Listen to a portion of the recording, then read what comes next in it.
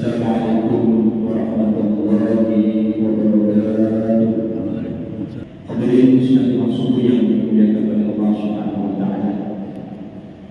Kita bersyukur kepada Allah yang masih memberikan kepada kita kesempatan dan peluang sehingga dari hidup kita tadi malam Allah masih membangunkan kita.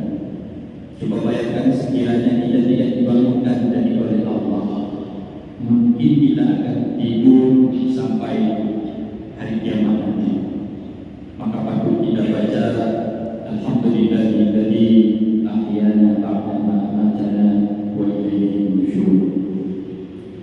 Selawat yang beriring dengan salam kita serahkan kepada revolusi agama Nabi Muhammad sallallahu alaihi wasallam. Hadirin yang berbahagia, kita lanjut kembali pengajian kita kitab Riyadhus Shalihin yang dikarang oleh Imam Nawawi, bab yang ke-27 atau lanjutan dari bab yang ke-27,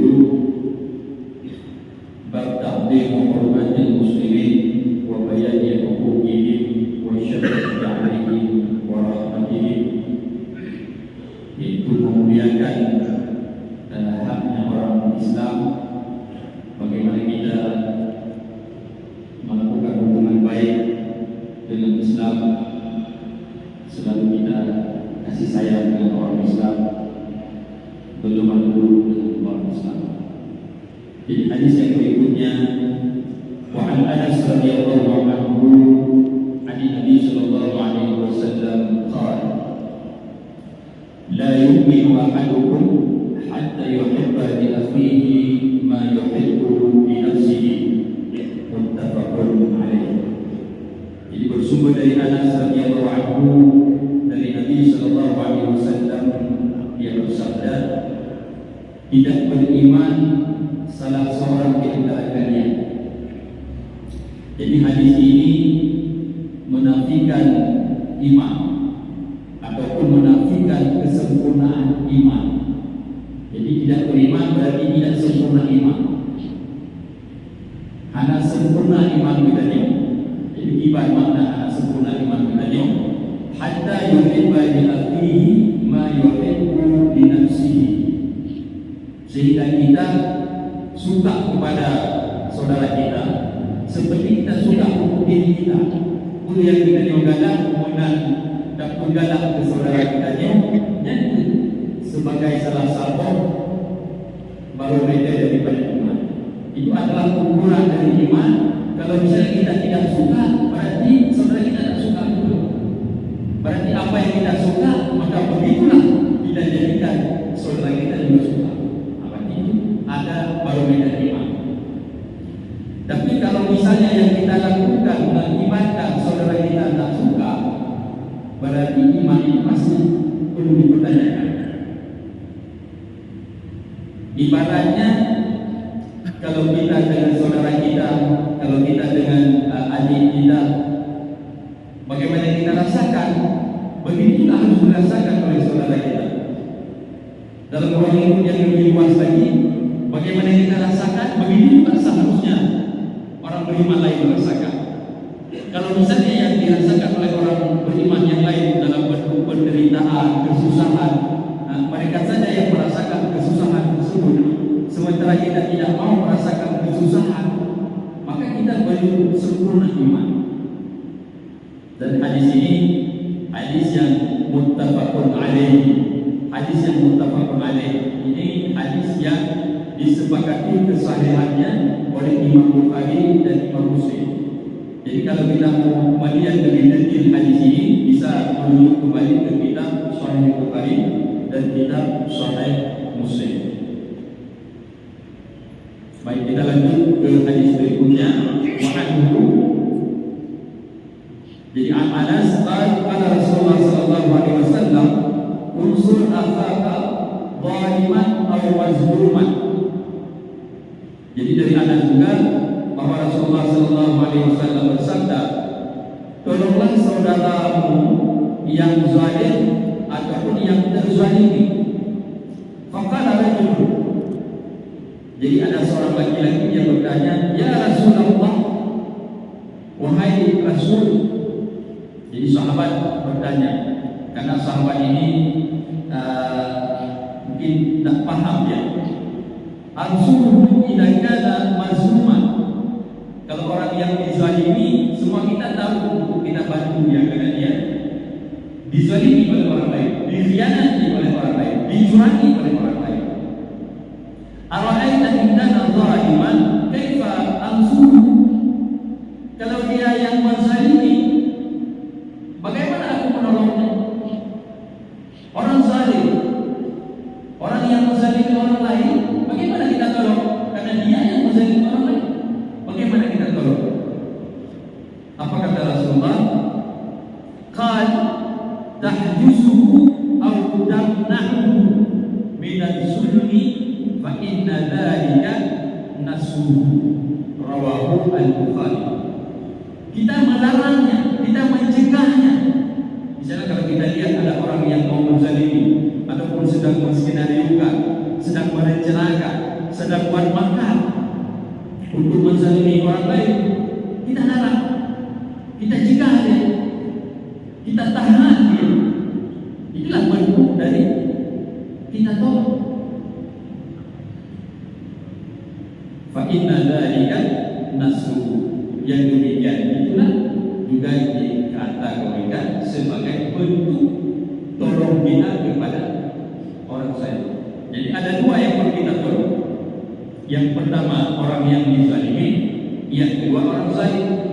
Az-zalim wal mazlum. Jadi orang yang menzalimi orang lain kita perlu tolong dengan kita cegahnya, dengan kita larangnya, dengan kita tahannya, ataupun paling kurang kita kasih nasihat, kita beri nasihat kepada orang yang menzalimi orang lain tersebut. Rawahul Bukhari. Jadi hadis ini dirawikan oleh Imam Al-Bukhari. Baik, kemudian untuk hadis yang selanjutnya, yaitu hadis yang ketiga. Wa an Abi Hurairah radhiyallahu anhu anna Rasulullah sallallahu alaihi wasallam qala, bersumber dari Abi Hurairah, semoga Allah redha kepadanya, bahwa Rasulullah sallallahu alaihi wasallam bersabda, hakul muslimi 'alal muslimi khamsun. Jadi kewajiban antara orang Islam dengan orang Islam yang lain itu ada 5. Ini dah ada hubungan dengan kehidupan kita sehari-hari. Jadi hak dan kewajiban kita sesama orang Islam, pastinya kita ada selalu berinteraksi dengan orang Islam. Dan mungkin kita hidup sendiri, kita kurung di rumah sendiri tanpa berinteraksi sosial dengan orang lain. Makanya di sini digambarkan hakul muslimi 'alal muslimi khamsun. Jadi ada 5 hak dan kewajiban kita sesama orang Islam. Apa yang menjadi kewajiban kita sesama orang Islam itu berarti ada 5. Ini perlu kita dengar supaya kita tidak salah dan supaya kita tidak melanggar hak dan kewajiban tersebut ataupun tidak mengabaikan hak saudara kita. Baik, yang pertama, raddus salam. Apa kewajiban kita sesama orang Islam yang pertama? Yaitu raddus salam. Kita menjawab salam.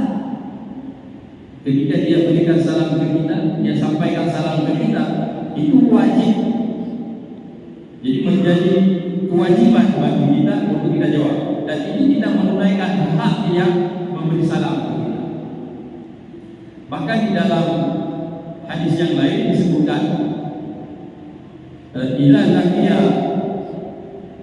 ahadukum akhahu falyusallim alaihi. Jadi ketika seseorang dia bertemu saudaranya, hendaklah dia menyampaikan salam kepada saudaranya. Kemudian tiba-tiba dia berpisah. Fa in halat, dia berpisah dan dipisahkan. Fa in halat bihi sajaratun aw jidarun aw hajarun, dipisahkan oleh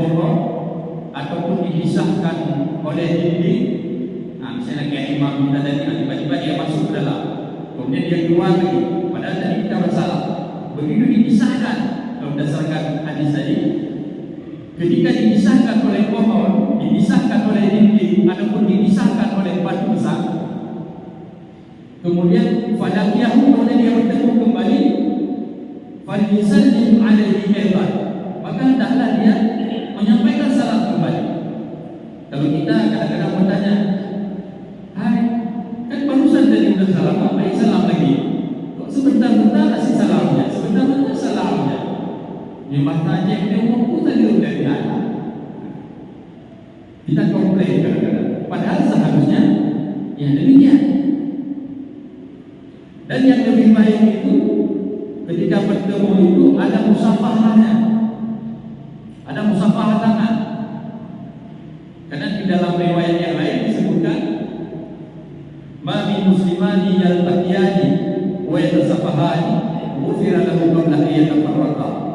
Ketika dua orang beriman ini bertemu, kemudian dia berjabat tangan setelah dia menyampaikan salam, maka dosa dia itu digugurkan oleh Allah sebelum dia berpisah.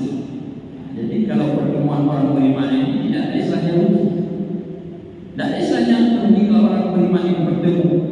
Justru semakin lama dia bertemu, maka semakin banyak dosa-dosa dia yang digugurkan. Jadi yang pertama, raddus salam. Baik, yang kedua, hak dan kewajiban kita sesama orang Islam, wa iyadatul marid, yaitu mengunjungi, menziarahi, melayat orang sakit. Ketika ada saudara kita, tetangga kita, kawan kita, atau siapapun yang kita kenal, kita tengok dia, kita kunjungi dia, dan kita doakan dia. Pada saat kita mengunjungi dia, kita doakan, Allahumma rabban nas abhidil ba'sa ishfi anta syafi fa innahu la shifaa illa shifa'u shifaan la yughadiru saqama. Kita berdoa, Allahumma rabban nas, engkau wahai Allah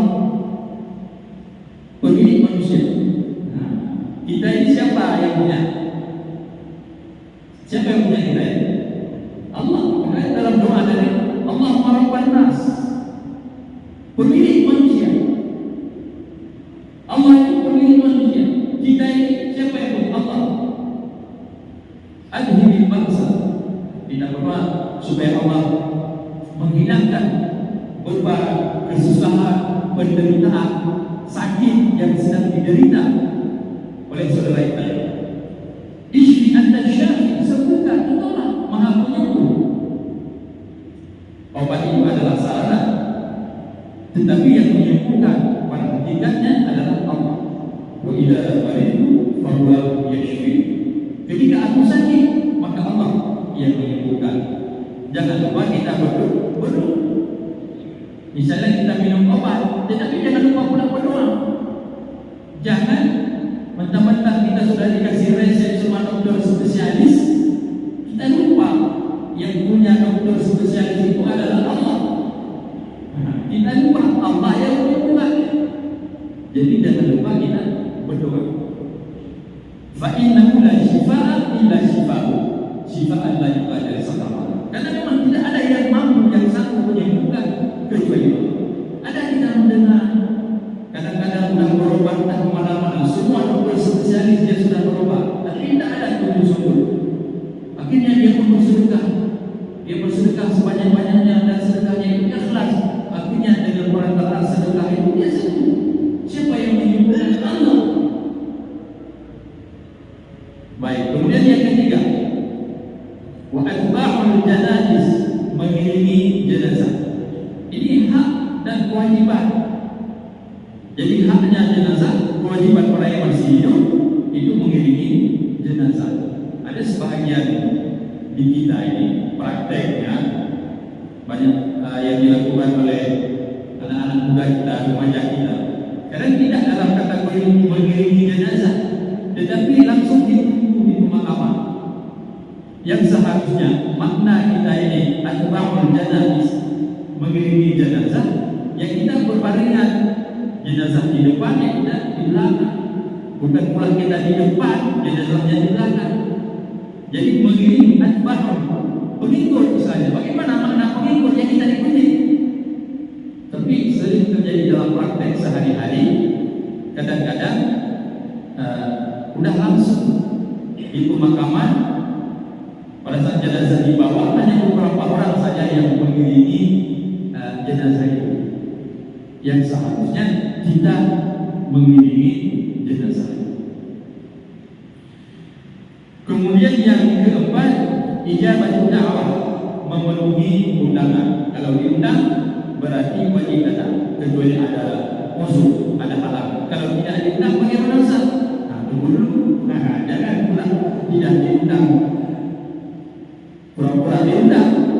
Ijabah da'wah ini ya, kalau diundang wajib datang. Tapi kalau tidak diundang bagaimana Ustaz? Ya tunggu dulu. Saya diajak sama kawan, tapi yang punya hajat tidak undang kita, itu bagaimana Ustaz? Ya berarti kita harus minta direlakan pada saat ketemu. Ini saya tahu tidak diundang, tapi saya sudah datang ya, maafkan saya ya, relakan saya ya apa yang saya makan ya, ikhlaskan ya apa yang saya makan ya. Kan ada, kita tidak diundang langsung oleh yang punya hajat ataupun tidak melalui perantara yang punya hajat. Tiba-tiba kawan lain ajak kita, ayo, kan ada diundang, ada acara di rumah pulang, tapi saya tidak diundang. Dia lupa, ayo, tidak ada masalah, saya yang undang. Padahal yang punya hajat itu tidak mewakilkan kepada yang lain. Nah itu bagaimana? Nanti kalau misalnya datang, begitu nyampe, ketika ketemu yang punya hajat ini, yang minta dijelaskan. Saya tahu bahwa saya tidak diundang, apakah karena lupa atau karena tidak diundang, tapi saya ini sudah datang, jadi ikhlaskan ya apa yang saya makan. Nah, harus begitu. Kalau tidak yang kita makan itu, ya kita harus mempertanggungjawabkan. Kenapa? Karena tidak diundang.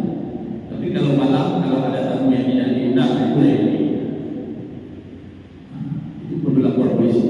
Kalau malam hari ya, ada tamu yang tidak diundang. Kemudian yang kelima, wa tasmiyatul 'atif. Muttafaqun alaih. Wa tasmiyatul 'atif ini mendoakan orang yang sedang bersih. Misalnya ada orang bersih, dengan catatan orang yang bersih ini yang mengucapkan alhamdulillah. Kemudian kita mendoakan yarhamkallah ataupun yarhamkumullah. Kalau dia Ustaz tidak mengucapkan alhamdulillah, tapi kita tidak dengar juga dia mengucapkan alhamdulillah, itu bagaimana?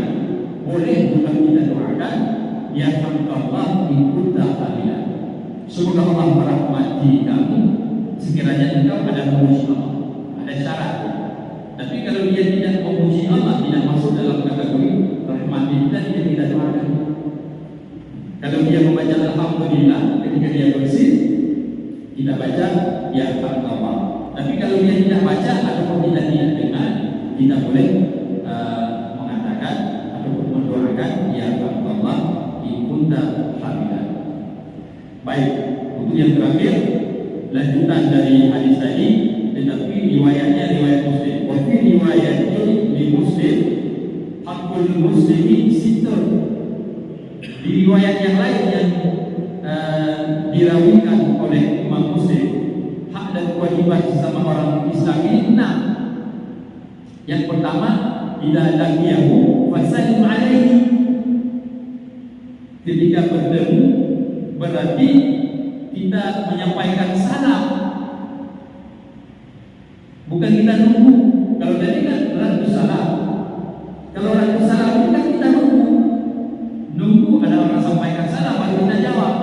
Tetapi di dalam riwayat yang dirawikan oleh Imam Muslim ini, idza laqiyahu fasallim alaihi. Ketika kita bertemu dengan orang Islam, jadi kitanya yang harus menyampaikan salam.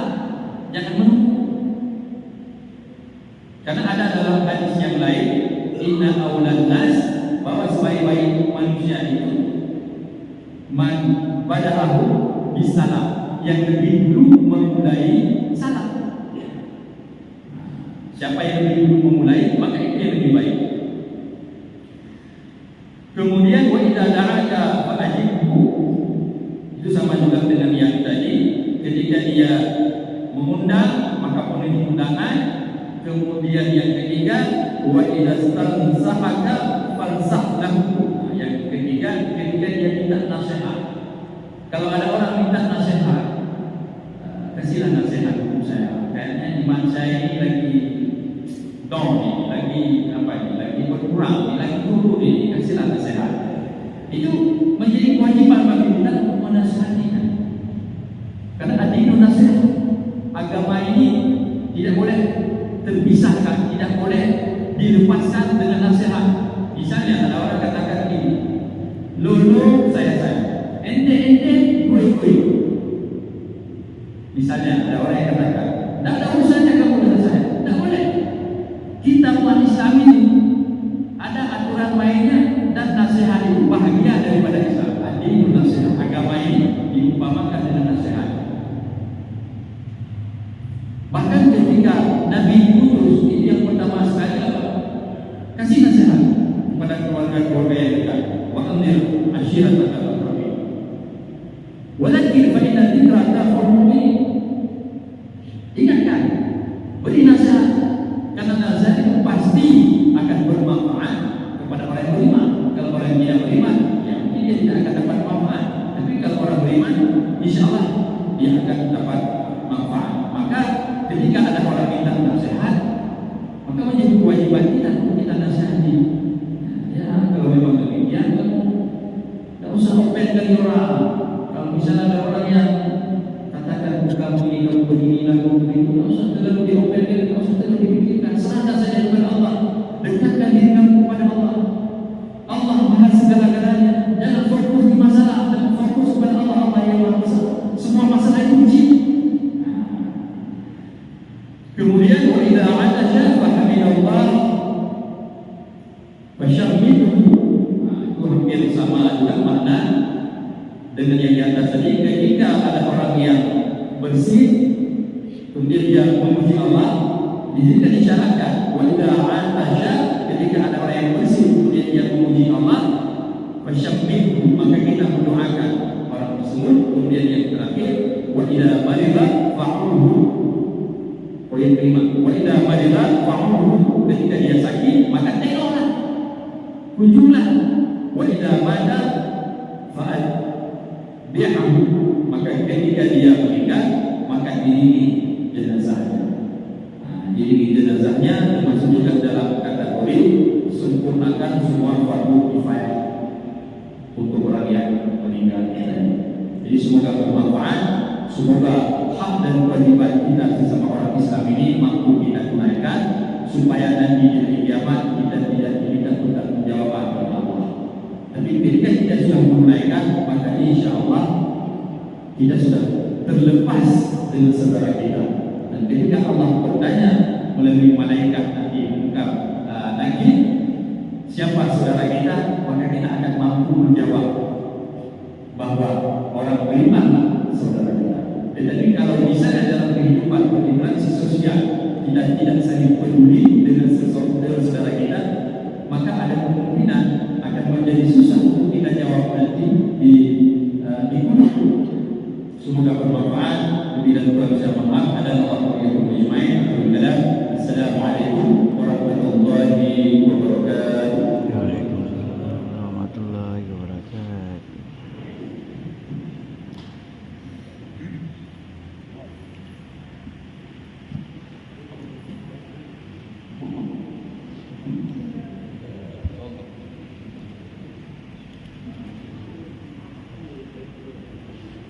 ما شاء الله.